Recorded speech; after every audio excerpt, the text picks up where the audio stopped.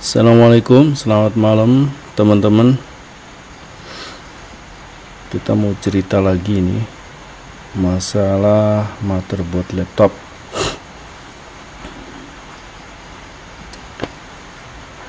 Motherboard laptop yang rusak, short circuit, mati total. Namun kali ini agak-agak ekstrim ini garapannya ya. Kita lakukan penjamperan di sana sini seperti teman-teman bisa lihat. Ada banyak sekali jamperan ya, jumper terlepas dulu. Ini juga banyak sekali jamperan ya. Nah, kita mau cerita ini kenapa kok sampai seperti ini. Jadi alkisah motherboard ini short, konslet seperti biasanya. Ciri-cirinya adalah ketika kita masukkan charger maka tegangan langsung down. When we plug the charger, the voltage source will down suddenly. So saya melakukan beberapa analisa, namun agak aneh di sini ternyata. Kalau biasanya motherboard yang short biasanya kan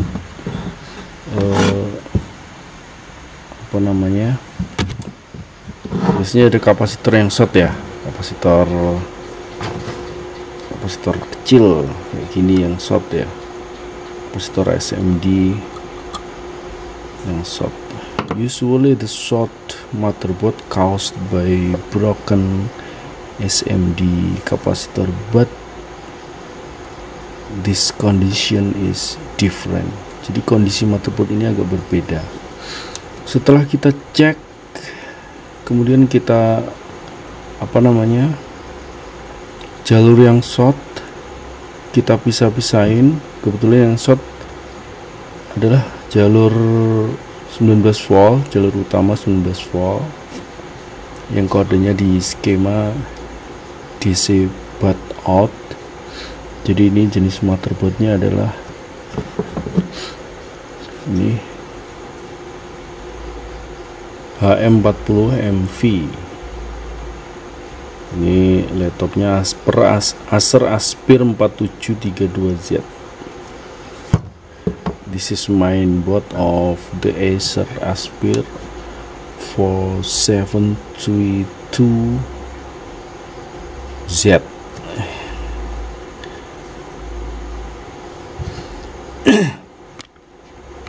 Jadi beberapa komponen yang pantas dicurigai rusak kita udah lepas, jalur yang short kita udah pisahin, tapi tetap aja jalur 19 voltnya short. Kita sempat bingung juga karena tidak seperti biasanya. Saya lihat juga nggak ada komponen yang terbakar. Nah, finally after I check all the component that may be causing the main 19 volt short, and I cannot find any broken component. So finally I found a line that short to the ground. Akhirnya kita ketemu sama sebuah titik di mana kelihatan seperti terbakar. Yang akhirnya setelah kita bersihkan jadinya seperti ini.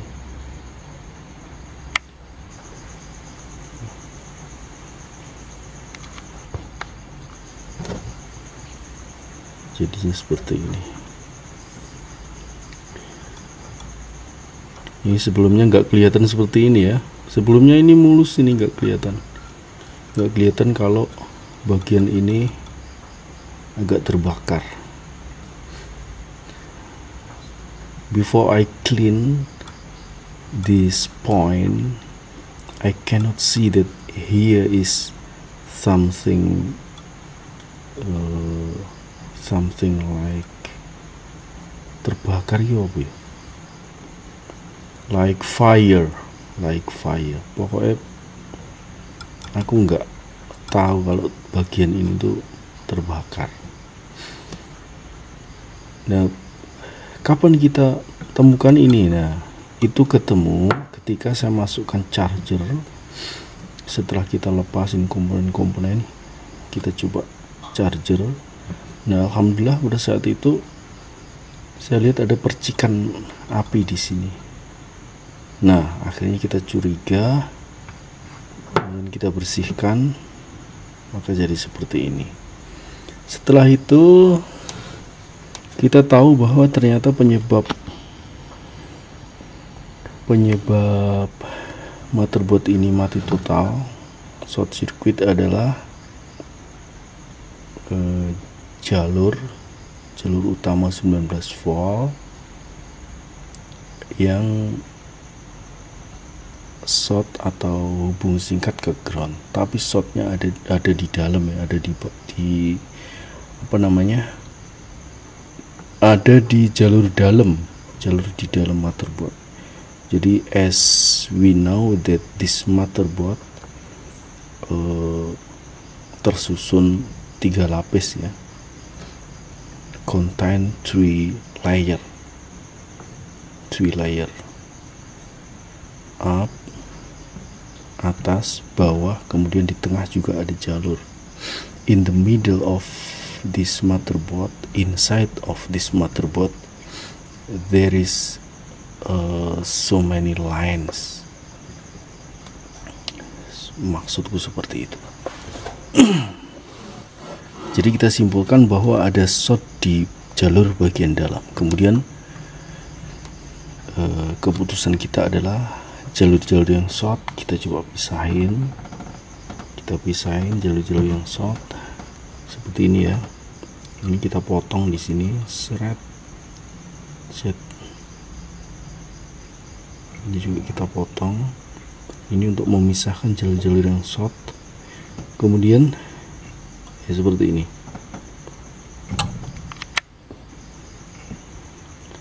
Ini jalur 19 volt. Ini apa namanya, terdeteksi short circuit to the ground. Jadi kita potong di sini, kita putus di sini, seret. Ternyata sini sudah nggak short, tapi di sini masih short. Nah, kita lanjutkan, kita potong juga ini dull. Ternyata yang sini sudah nggak short, tengahnya masih short. Makanya kita potong sini. Nah, bagian sini dan bagian sini kita hubungkan menggunakan kawat email ini. Kemudian juga di sini bagian utama ini, bagian utama juga short. Ini kita apa namanya, jalur ini tidak kita gunakan, makanya ini langsung kita hubungkan ke sini.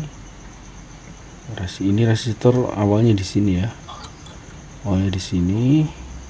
sebagaimana kita udah tahu. Saya yakin teman-teman udah tahu semua.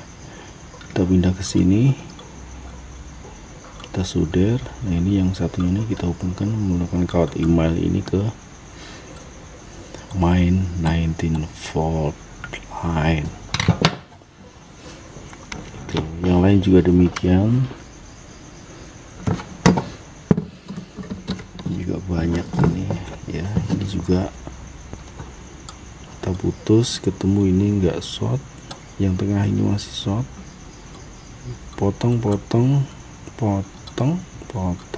langsung kita ganti jalurnya dengan kawat email. Ini juga, ini sumber yang di sini, yang ke vektor ini juga, ini kita potong. kita kasih sumber menggunakan kawat email ini juga ini agak ekstrim ini. MOSFET charging baterai. Jadi hancur-hancuran ini sekarang kondisinya seperti kita bisa lihat, ada jumper di sana sini juga ada. Jadi intinya solusi yang kita lakukan adalah kita cari jalur yang short, kemudian kita potong, kita pisahin yang short, dan kemudian jalur tersebut kita ganti dengan kawat email. Jadi tetap terhubung antara satu poin dengan poin yang lain menggunakan kawat email. Sedangkan jalur yang short kita abaikan. Intinya seperti itu ya. Akhirnya alhamdulillah laptop motherboard ini sekarang sudah bisa dinyalakan. Kita tunjukkan ya, tapi nggak bisa lama soalnya ini heatsinknya belum dipasang. Jadi kita emang sengaja nggak syuting. Biasanya kita selalu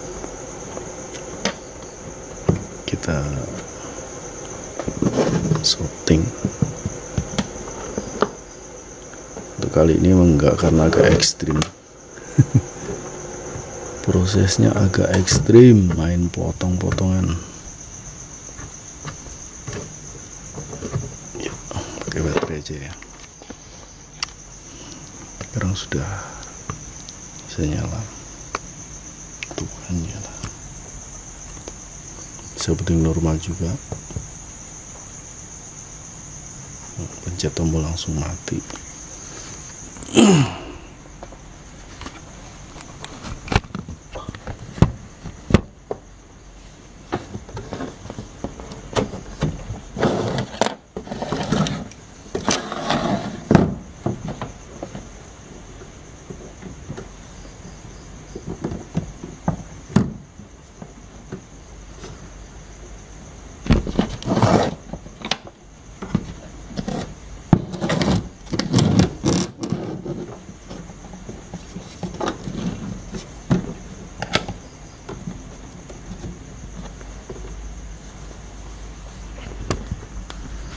Kemudian kita tes pakai screen.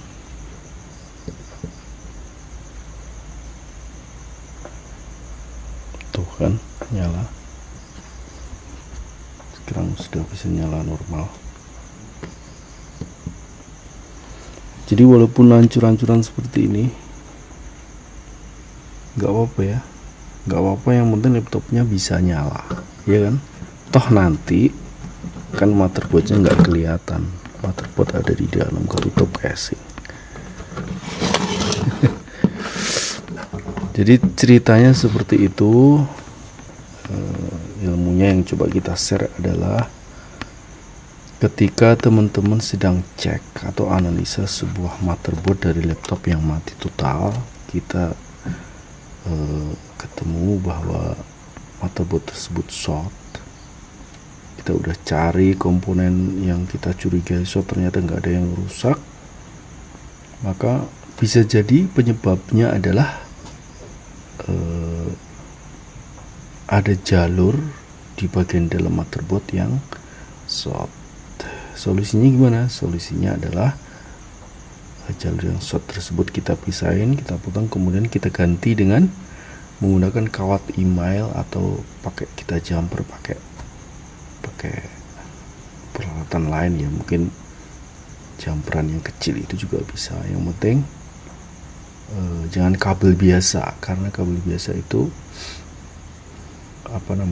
nggak ada isolasinya ya, nanti takutnya malah nyentuh bagian lain yang menyebabkan kerusakan yang lebih parah. So I hope this video will useful and will help you if you have been troubleshooting the motherboard with the same problem.